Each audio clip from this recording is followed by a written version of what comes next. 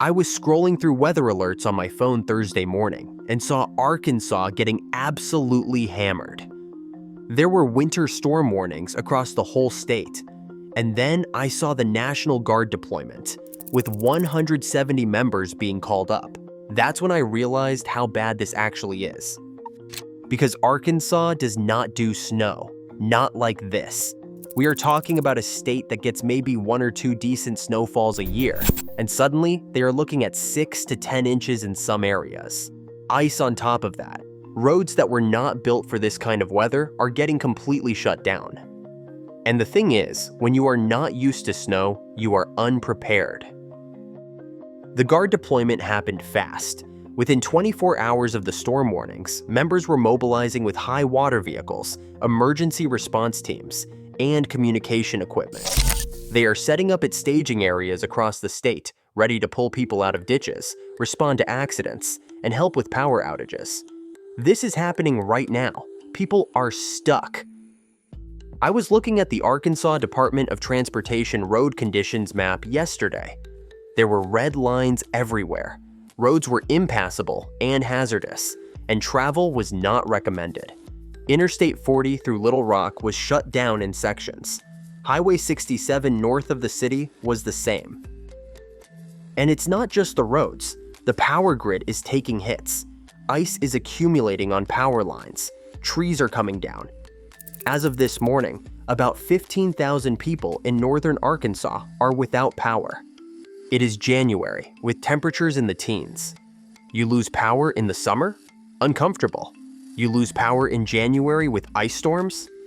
That is a completely different situation. The National Guard members are doing welfare checks in rural areas, knocking on doors, making sure elderly people have heat, and making sure families with children are not stuck in houses with no power as temperatures drop. They are transporting people to warming centers that counties are setting up in schools and community buildings. Baxter County set up a warming center in a high school gymnasium 2 days ago. By Thursday night, they had 40 people sleeping there, families who could not keep their houses warm, and elderly people living alone who did not have backup heat sources. The storm hit hardest in the northwest part of the state, Bentonville, Fayetteville, and Rogers. That whole area. Those cities have some winter prep, but not enough for this. Not enough salt trucks, not enough plows. The equipment they do have is working non-stop, but they cannot keep up with how fast the ice is forming. And people are trying to drive anyway. They have to. Jobs do not always close. Grocery stores run out of food. Pharmacies have medications people need. So people are getting in their cars on roads they should not be driving on, and then they are sliding off into ditches or hitting other cars. Arkansas State Police reported over 200 accidents in a 48-hour period. That is just the ones they responded to. The National Guard has high water vehicles, basically military trucks that can handle bad terrain. They are using those to reach people who are stranded.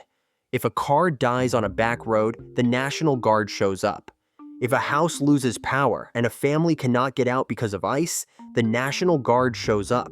They are also helping with supply distribution, getting food and water to people who cannot leave their homes. They are delivering generators to critical facilities, like hospitals and nursing homes that are running on backup power. A nursing home in Mountain Home lost power Tuesday night. The National Guard delivered an industrial generator and fuel to keep it going. 60 elderly residents would have been in a really bad situation otherwise. The economic hit is massive. Walmart's headquarters is in Bentonville. Tyson Foods is based in Springdale. J.B. Hunt is in Lowell. These are huge companies with thousands of employees, and they have all basically shut down for days. People are not working. Deliveries are not happening. Trucks are not moving. Small businesses are getting crushed. Restaurants closed. Retail stores closed. 4 days of closure means rent still due, utilities still running, employees not getting paid. The math does not work when there is zero income coming in. The livestock situation is brutal. Arkansas has huge poultry operations. Millions of chickens are in barns across the state. When the power goes out, those barns lose heat and ventilation. Farmers are scrambling to get generators, but there are not enough to go around.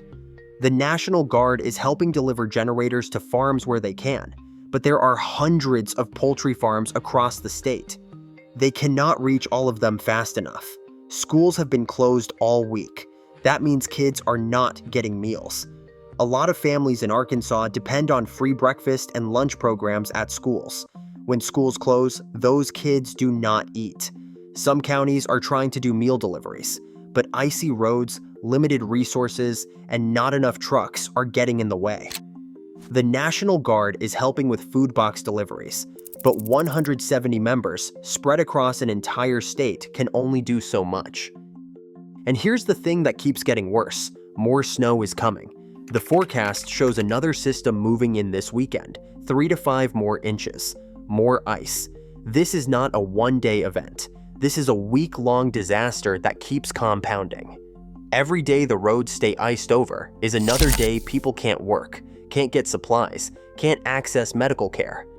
Emergency rooms are seeing an uptick in injuries, people slipping on ice, heart attacks from shoveling snow, carbon monoxide poisoning from people running generators indoors without proper ventilation. The National Guard is doing public safety announcements, going door to door to teach people how to safely use generators, how to avoid carbon monoxide, how to prevent pipes from freezing. Basic stuff that people in northern states know automatically. But in Arkansas, a lot of people have never dealt with this. They do not own snow shovels. They do not have ice melt. They have never had to winterize pipes. Burst pipes are becoming a massive problem. Water damage in homes across the state. Plumbers are completely booked out. Wait times are stretching into weeks. So people are dealing with water damage and no running water with no immediate solution. The financial burden on the state is massive. Every day the National Guard is deployed costs money. Overtime for state troopers costs money. Salt and sand for the roads cost money. Emergency warming centers cost money. Arkansas is not a wealthy state. The budget does not have a lot of wiggle room. And when you are spending millions on emergency response, that money has to come from somewhere. The ripple effects keep spreading. Grocery stores are running low on stock because trucks cannot make deliveries. Bread, milk, eggs, the basics are disappearing from shelves. Gas stations are having trouble getting fuel deliveries. Some places in rural areas are completely out. Cell phone service is spotty in some areas too. When power goes out, cell towers lose backup power after a while. People cannot call for help, cannot check on family members, cannot get updates about road conditions. The National Guard is using their communication equipment to help fill those gaps, setting up temporary communication posts where cell service is down. But again, 170 people covering an entire state. Some towns are completely cut off. Mountain communities in the Ozarks are basically isolated right now. Supply trucks are not attempting those roads. These towns have maybe a few hundred people. They are used to being rural and self-sufficient. But when you are going on day 5 with no deliveries and failing generators, that self-sufficiency runs out fast. The National Guard is prioritizing those areas for helicopter drops of food, medicine, and fuel for generators. It is expensive and slow, but it is the only way to reach some of these places right now. Hotels in areas that still have power are completely full. People evacuating from homes without heat. Hotels are at capacity, and their own supply chains are getting strained. Medical supply chains are disrupted too. Pharmacies need regular deliveries to restock medications. When those deliveries stop, people run out of prescriptions, insulin, heart medication, blood pressure pills, the stuff people need daily. Some hospitals are doing emergency medication runs, sending staff in 4-wheel drive vehicles to deliver prescriptions to people who cannot leave their homes. So 170 National Guard members are out there right now in the cold, pulling people out of ditches, delivering supplies, checking on the elderly, keeping warming centers running. Working 12-hour shifts, sleeping in staging areas. And the storm is not over yet. More snow this weekend, more ice, more people losing power, more accidents, more families stuck in cold houses. This is what happens when infrastructure meets weather it was not designed for. Arkansas roads were not built for sustained ice. The power grid was not built for this much tree damage. Emergency services were not sized for this level of need. 170 National Guard members sounds like a lot, until you realize they are covering an entire state. There are thousands of people who need help right now. When the next storm hits this weekend, the whole situation resets. Roads that were partially cleared ice over again. Power crews that had made progress face new outages. People who finally got home find they are stuck again. The forecast after this weekend shows temperatures staying below freezing for at least another week, which means the ice is not going anywhere. Arkansas is going to be dealing with this for a while. 170 National Guard members are going to keep working around the clock, trying to help as many people as they can reach. Reach is the problem.